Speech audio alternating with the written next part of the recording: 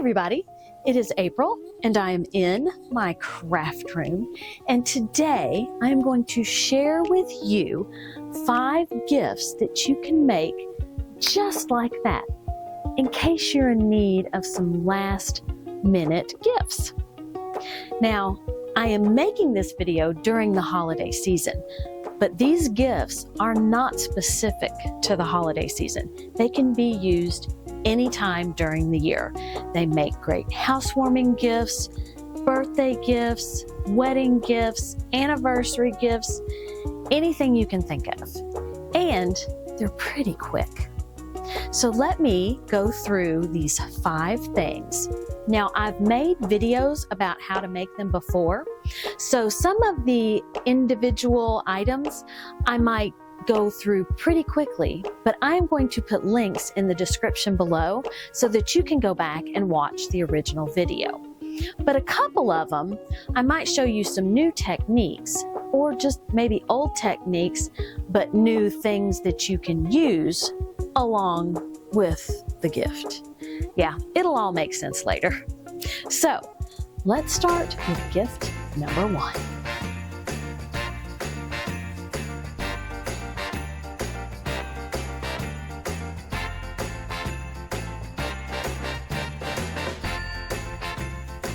I think the first gift on my list is my favorite. It doesn't take much. It's very simple, but the results are so much more beautiful and look like it was much harder than it was. What you need is a canvas. It doesn't have to be a big canvas. As a matter of fact, normally the canvases that I have are about this size.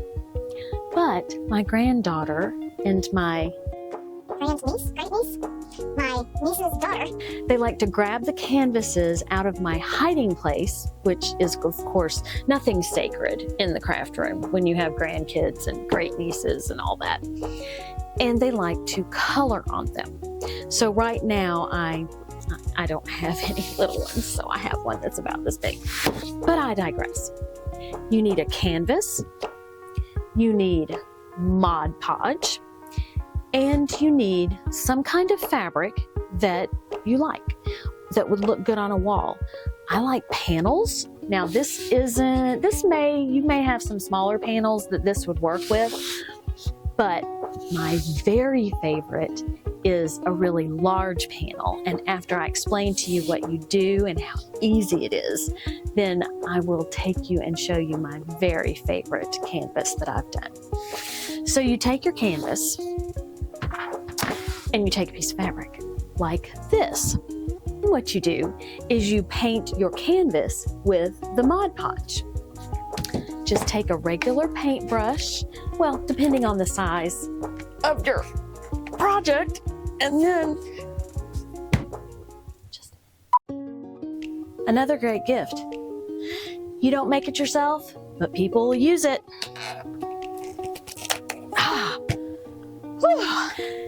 Your Mod Podge is liquid. It's like glue, actually. So you take a paintbrush, get a good size paintbrush, especially if you're going to be working with a canvas like this. Even the little canvas, this is going to take you a long time with a little bitty brush, but just a regular paintbrush. Dip it in. I'll let you see what it looks like. You'll want to stir it first if you've been like me and it's been in storage for a while. But it is just like glue, and you are going to paint it all over your canvas. And that includes on the sides, because you are going to wrap your fabric around. So your back should be sticky too. You may want to wait until you get the fabric pressed down on the front of your canvas before you paint the back, and then you can pull the fabric over and it will stick. And what you want to do is you just want to press the fabric down. It will soak up the Mod Podge, and you want to get out any bubbles. Now this I thought I saw a couple bubbles in this. I can't see them as much as I can feel them, which is good because you're gonna have a couple bubbles, don't worry about it. Your canvas will look like this, and you can't even tell that there are any bubbles. How cool is that?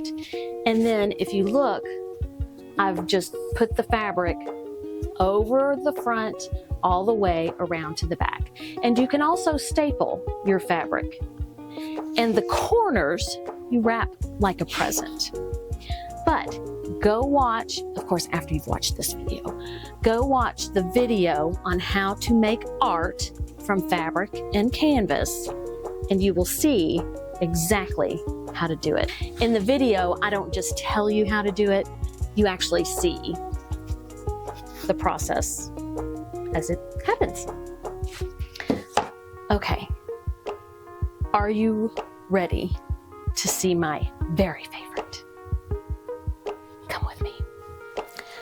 This canvas, it is the size of a regular panel, and that is exactly what I used, was a panel. And of course, the reason I love it so much is right there, little Gracie. But when I saw that I could do this with fabric, just the possibilities are endless. So if you are decorating a room or making a quilt that's going to go in a particular room and you have some extra pieces of fabric that would look good on a canvas, you can do that. If someone has a room that is decorated in a certain way, they've just moved into a new house, there are just so many ways that you can use this technique. Next up, we're going to do a little applique.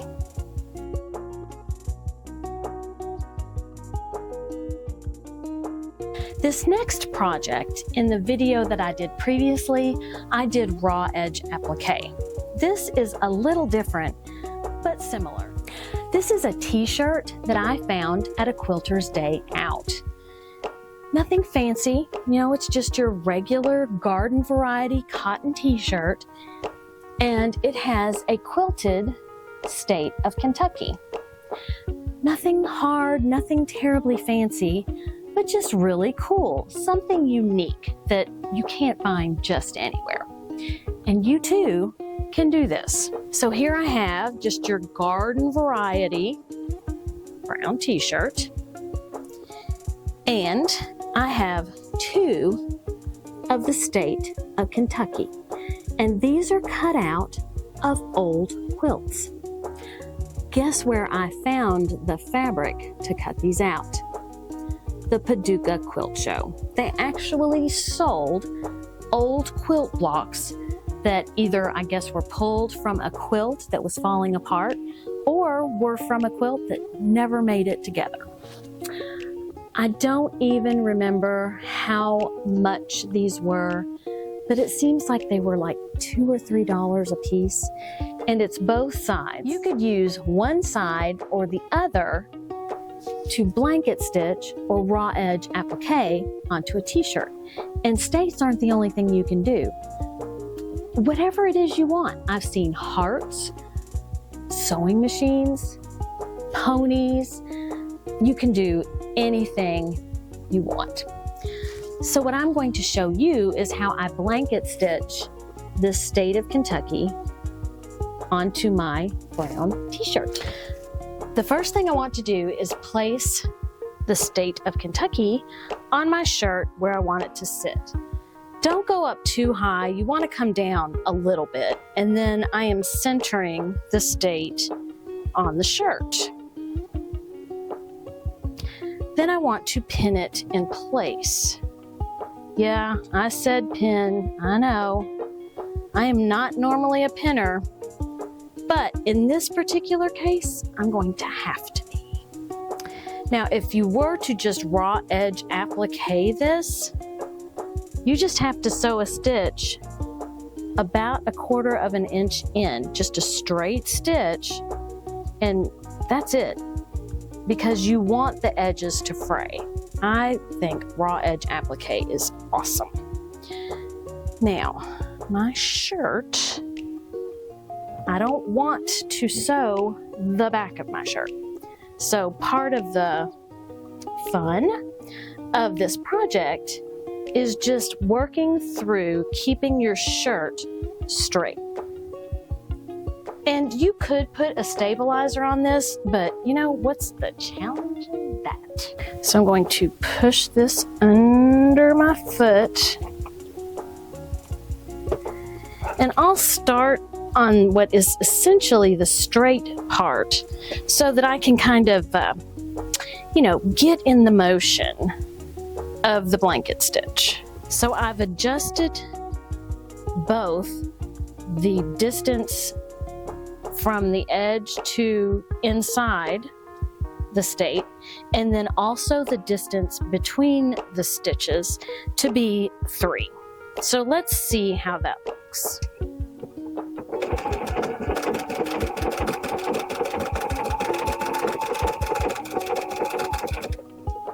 Now this is a small stitch and I like it. It looks good. I know on this particular shirt, the stitch is really big. So you can do the stitch however you want. This might have even been hand stitched.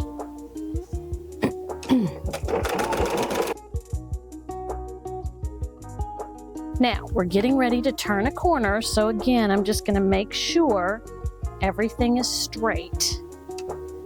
And maybe slow down a little, because I'm getting a little crazy.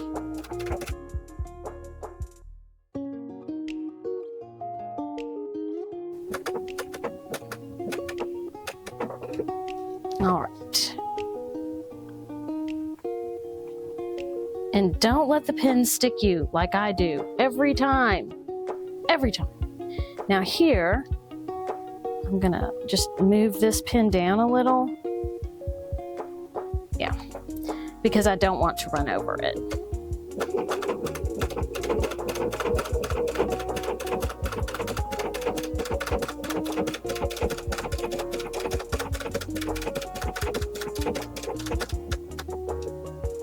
And you're just going to adjust as you go around the corners. Also is good if you let your foot come up like you do when you're quilting, so that you can adjust this fabric, because these pieces are somewhat together, but they're not really together. You could also just do a stitch around the edge first and then start doing your blanket stitch.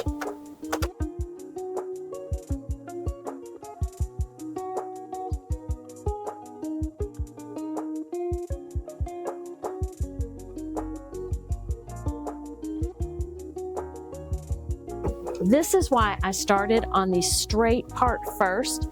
The straight part is definitely the easiest part. And this way, I'm kind of in a rhythm when I get to the part where I need to be a little more patient.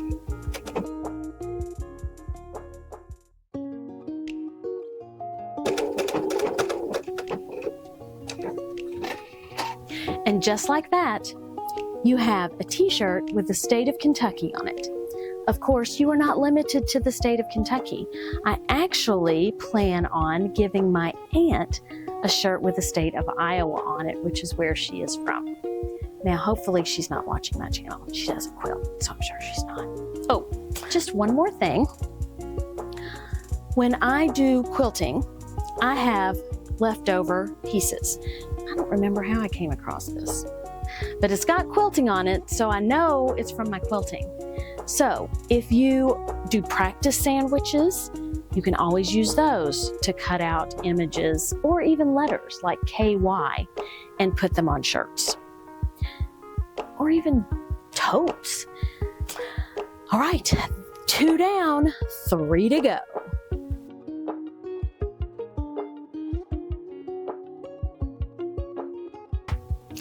Item number 3. It can be given anytime. It can be used for a hostess or host gift. it can be just given to friends who like to drink cold beverages. It is a wine tote, or a wine tote, or a wine tote. Now this wine tote, you can hear it has the silver lining, which helps keep your beverage of choice cold. I guess it would keep it warm too. Didn't even think about that. This particular wine tote is made from a Pioneer Woman placemat. Remember when all those videos were going out and you had to go out and get placemats? Somewhere I have a stash of placemats. I haven't found them just yet. So you can make this with a placemat and use your webbing. This particular wine tote comes from June Taylor, and it is a quilt as you go. So you just add the fabric and you get a lovely wine tote. There are 3 different patterns, and I have a video showing how I make one. This particular wine tote is my own recipe, my own pattern, and that is shared in the video where I make this wine tote. So make sure that you check out the wine tote videos, because a wine tote is always a great gift. That's number 3. Next up, number 4. Quick gift number 4 is a tote bag. There are several ways to make tote bags, and you will see them in my video. I don't have anything to share because I gave them all away, but I can give you some ideas on what you can use to make a tote bag. First of all, just like our wine tote, June Taylor has a quilt as you go tote bag. Now I haven't made this before, but any June Taylor quilt as you go, it will be worth the money. Something that I found that made it easier to make tote bags was quilted fabric. So you can buy fabric that's already been quilted, and it has the 2 different sides. All you need to do is add your handles, add your pocket, you've got a tote bag. I go over the instructions on how to use this double-sided already quilted fabric in my video. Other options, just regular fabric. Say you have some practice fabric, leftover fabric from something that you've quilted, any kind of fabric that's got some stability to it. So if you don't have any quilted fabric or leftover quilting with the front and the back and the batting in the middle, then you can always do that yourself. Just get a fat quarter and put some batting in, put another fat quarter on the other side. This is just a straight stitch. You can do a straight stitch, or you can get fancy. Something else that I like to use are panels. Now, of course, they're just the fabric, so I have to add some kind of stabilization, bosal or batting, and handles, hardware, all that kind of thing. But they are a lot of fun. This particular Stephanie Brandenburg is a long, skinny panel, and I can see once you add your interior fabric and your batting and your handles, it won't be this big, but you know, what a nice tote. And it's got really a unique look to it. And then this is one side of the panel. You also have the other side of the panel. So if you're ever in your local quilt shop and you happen to see panels that aren't the full size panels, but maybe smaller panels, you might think tote bag. Check out the video and see what all you can make. Next up, number 5. And final project is a sports blanket. Now, I found this on a website and I will put in the description below, and that is the link to the actual pattern. Now, in the original video, which I will also put a link to in the description below, I used my sewing machine. And essentially what this is you take a piece of fleece, whatever size it is that you want. I found one that was just lying around that will be perfect for this project. And you take cotton, quilting cotton, and you cut the quilting cotton into strips. Now I have several different strips here that I cut the cotton out of, and they coordinate with my fleece. And I'm going to quilt as you go. I did this on the sewing machine last time. This time I'm going to be doing it on my Grace machine because I think using the channel lock will make it lickety split fast. So let me show you how I do it. So on the machine, there are two channel locks. There is the channel lock in the back that keeps it from going from side to side. There is the channel lock on the side, and that keeps it from moving from front to back. So if I lock this channel lock, then I will go straight across my project. And since my project is a straight piece of fabric, then here all I'm going to do is move straight across and stitch. That makes sure that I am stitching perfectly straight. So right now I can tell that my fabric is a little out of line because the foot isn't in the same place as when I started. So I can adjust my fabric before I even start stitching to make sure that it's straight. Pretty cool. So I'll go to the other end. Now that I know that my fabric is straight, I don't start at the edge of the fleece, I come in.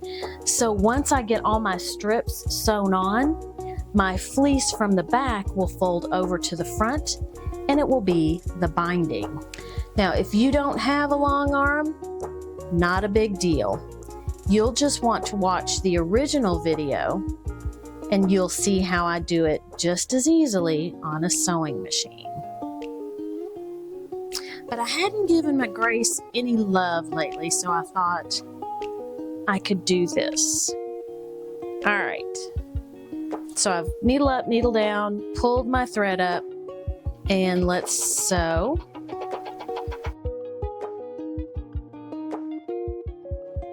And I'll straighten out my strip as I go along.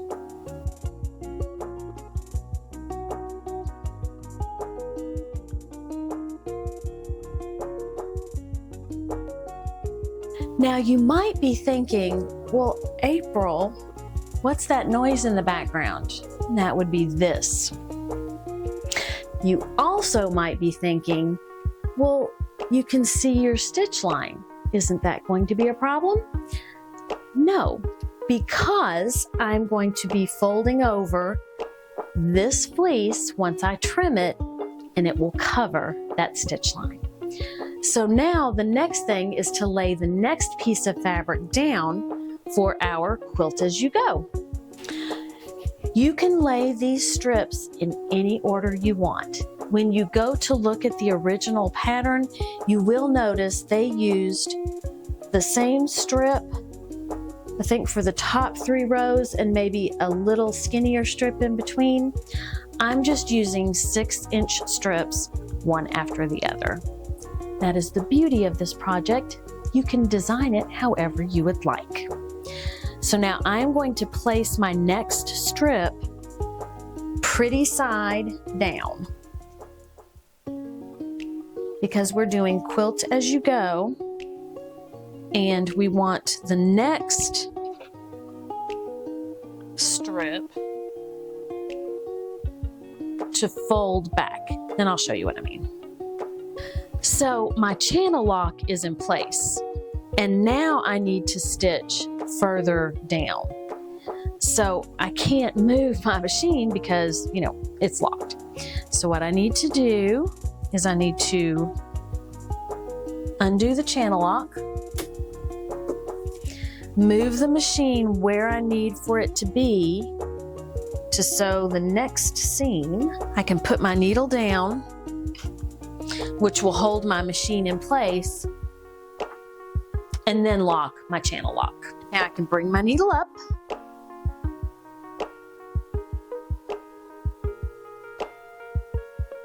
run this along the fabric, and it doesn't matter which way you go,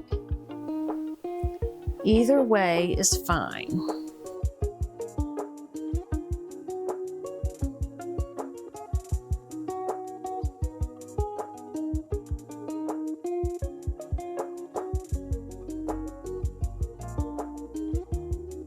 And then I'm going to roll up because, as you can see, I now have these 2 strips done. And it's not a problem if they're not perfectly even. It will all come out in the end.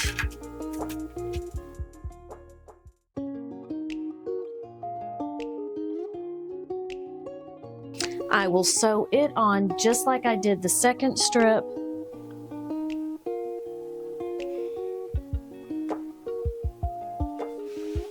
And then I will sew strips on until I get to the end of my fleece. Now I have excess out here, and that's fine because the width of fabric is about 40 inches. So I knew that I wouldn't be using all of this fleece. This is how you can do a quilt as you go quillanket with your long arm. Please watch the video to see how to do it with your sewing machine. So there are the 5 gift projects. I am probably going to be using a couple of those in the next few days. I do want to do a couple shout outs. I want to thank Nancy Palumbo for the coffee. I very much appreciate it. Mercedes, it has been nice chatting with you. As you can see, I am Google challenged. I appreciate your patience with me. And Alicia Alfonso, I am a scrap quilt converted person. I'm converted to scrap quilting. I did not think I would like it. I do. And I hope that you will share with me the scrap quilt that you make. Thank you all for watching. I appreciate you taking the time out of your day. Have a great day, eat some chocolate, and be kind to everyone. Until next time, bye. Fabric. I gotta get a piece of fabric.